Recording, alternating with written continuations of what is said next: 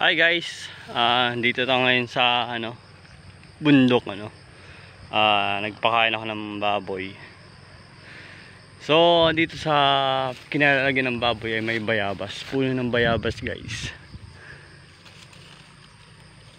Kaya mangunguha tayong bayabas. Nakapanguha na ako ng nasa 4 na yata atong piraso sa dalawa,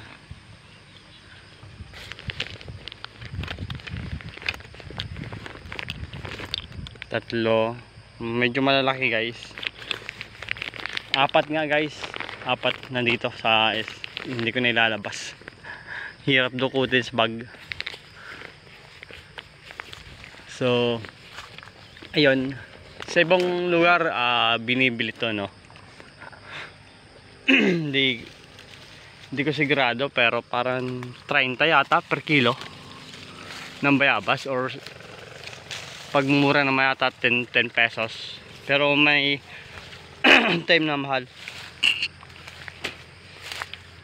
So dito sa kabundukan guys, pipitasin mo na lang to. Wala nagmamayari niyan, bayabas ng bayan yan guys. So bayabas lang naman, hindi mo kailangan pagdamot. Totally hindi nga pinapansin to dito mga bata, mga tao siguro na kumakain lang sila pag nakapaibig, pag gusto lang nila, pag may nadadaan ng hinog, yun lang. Pero talagang pupuntahan mo, hindi nila masyadong pinapansin siguro sawa na din. Marami siyang bunga guys, pero medyo hilaw pa yung iba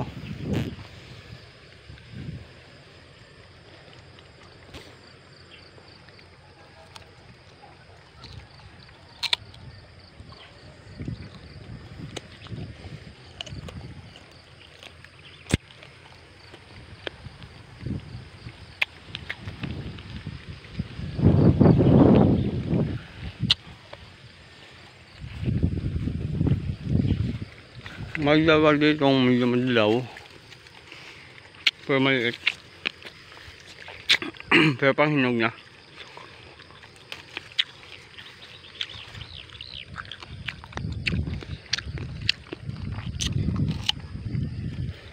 Hinog na guys, may iba lang.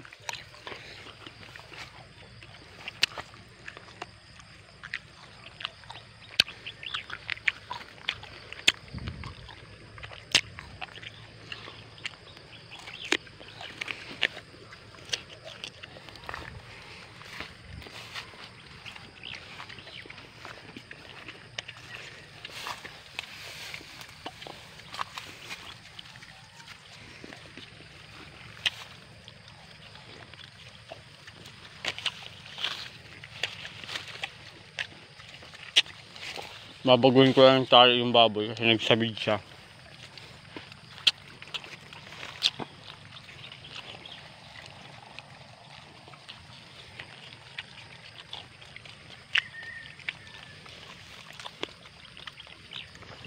Hirap pala siya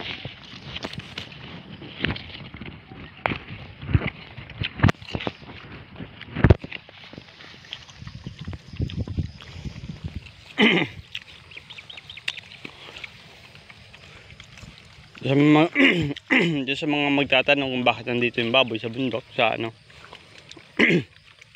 malayo din sa bahay, kasi hiniwalay siya doon sa kanyang mga anak.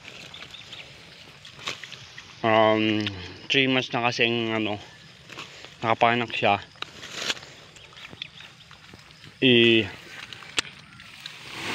Kailangan ng iwalay dumididi pa rin yung mga bulaw.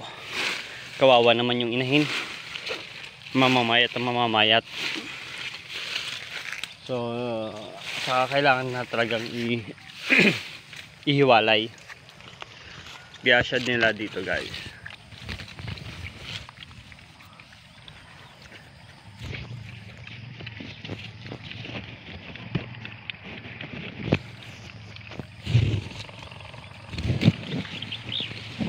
May anak yang 7. Bali 5 yung babae.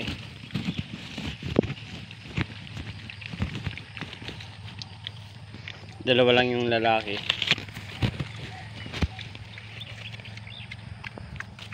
So ayan. Kaya lang tali ng tinigpit, baka makawala. Hirap na. Baka sunsaka makarating dun sa taniman. Yari.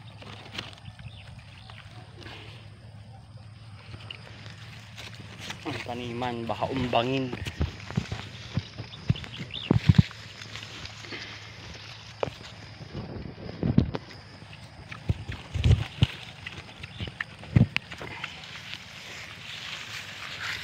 So yun guys, pauwi na tayo, no. Napakain ko na siya. Naayos ko na. Hindi man siya mainitan dyan kasi dito siya sisilong mamaya sa puno ng bayabas. So tara na guys, pauwi na tayo.